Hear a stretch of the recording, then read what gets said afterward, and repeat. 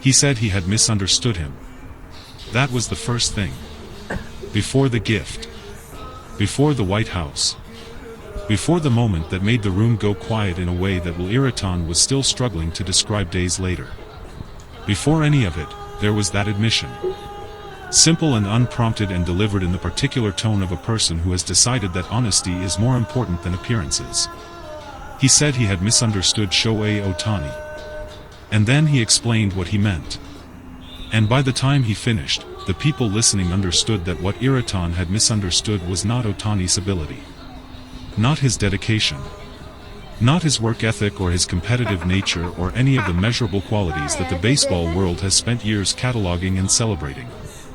What Ireton had misunderstood was something quieter than all of that. Something that only revealed itself in a moment that nobody had planned for and nobody had staged and nobody, least of all Ohtani himself, had intended to become a story. The White House visit had been scheduled for weeks. These things do not happen spontaneously. There are logistics and protocols and coordination between multiple organizations that have to agree on timing and format and the specific shape the event will take. By the time a group of players boards a bus toward Pennsylvania Avenue, everything that can be planned has been planned. What cannot be planned is what happens in the hours before. Ireton became aware of what Ohtani had done the morning of the visit. Not from Ohtani directly. That is an important detail. Ohtani had not announced it or mentioned it or brought it up in any group setting. Ireton found out the way people find out about things that were never meant to be found out. Through a quiet word from someone who had been present. Through the kind of accidental disclosure that happens when a gesture is too significant to stay entirely contained. He was told that Ohtani had prepared something. That he had brought it with him that morning without drawing attention to it. That it had been wrapped in the manner of traditional Japanese gift-giving, which is itself a form of communication. The wrapping is not decoration in the way that Western gift wrapping is decoration. It is part of the message. The care taken with the outside tells you something about the intention behind the inside before the inside is ever revealed. Ireton said that when he first heard about it, he did not fully understand what he was being told. The gift itself was quintessentially Japanese. That phrase belongs to Ireton. He used it twice in the conversation that later became public. Once when he was still processing what he had learned, and once when he had settled into the full weight of what it meant. The object was not expensive in the conventional sense. It was not the kind of gift that announces its value through size or brand or the particular shine of something that costs more than it needs to. It was the kind of gift that requires knowledge to appreciate. The kind that communicates, through its very existence, that the person who gave it had thought carefully about the person receiving it. Had considered them. Had spent time in the specific mental space of what this particular person might value, not what a person in their position typically receives. Ireton said that when he finally held it, he stood with it for a moment longer than he expected to. He said it felt considered. That was the word he used. Considered.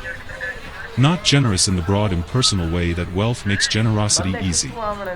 Considered in the specific, quiet, effortful way that has nothing to do with money and everything to do with attention. He said that was the first moment he realized he had been wrong about something. The second moment came shortly after. The gift had been prepared for a small number of people connected to the visit.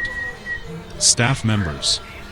People whose work had made the day possible but whose names would not appear in any photographs or any coverage of the event. The people who are present at significant moments without being visible in the record of those moments. Ohtani had thought about those people specifically. When Ireton learned that, he went quiet for a moment in the retelling. He said it took him a second to absorb it. Because the instinct, when a person of Ohtani's profile prepares a gift in the context of a White House visit, is to assume the gift flows upward. Toward the powerful. Toward the people whose attention and goodwill carry strategic value. That is how these things typically work. That is the grammar of these situations. Ohtani had reversed the grammar entirely. The gifts went to the people whose names nobody would remember from that day.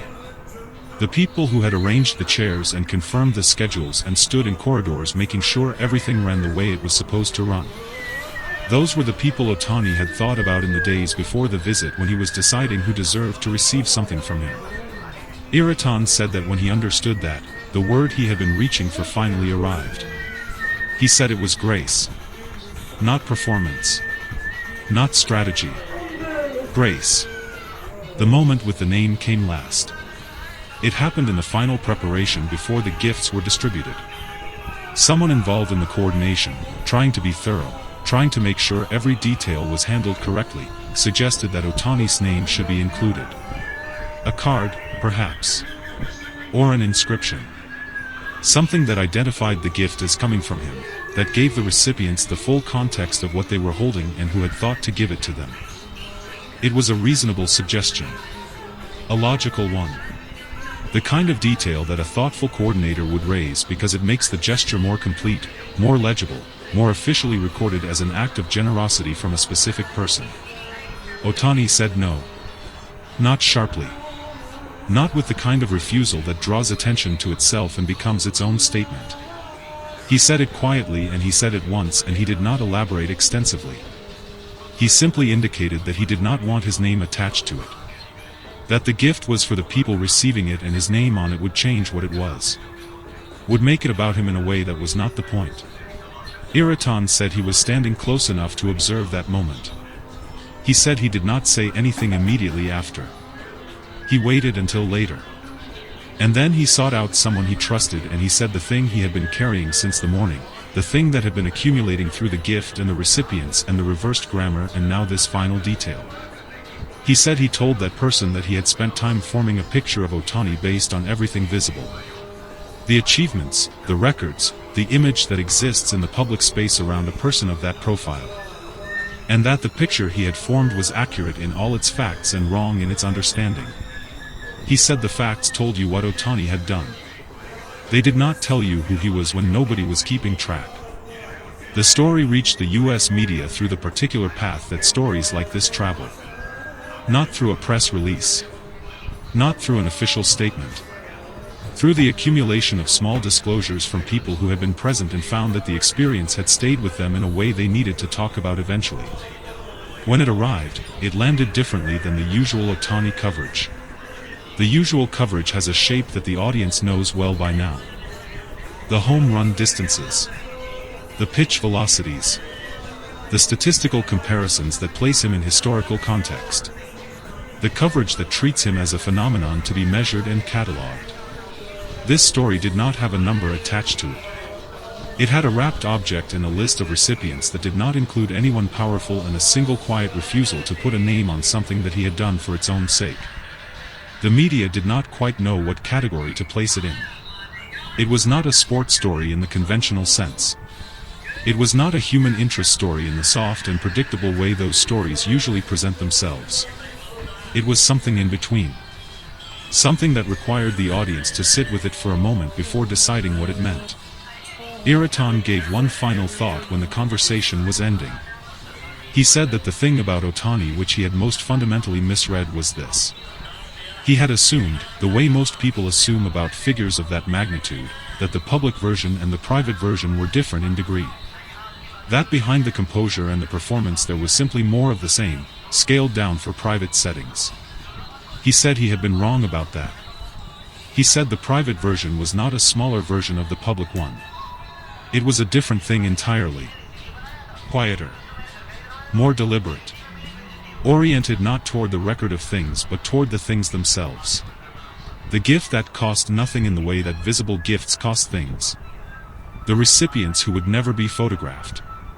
The name left off because the name was never the point. He said he had misunderstood Shohei Ohtani. And then he said the thing that stayed with everyone who heard it longest.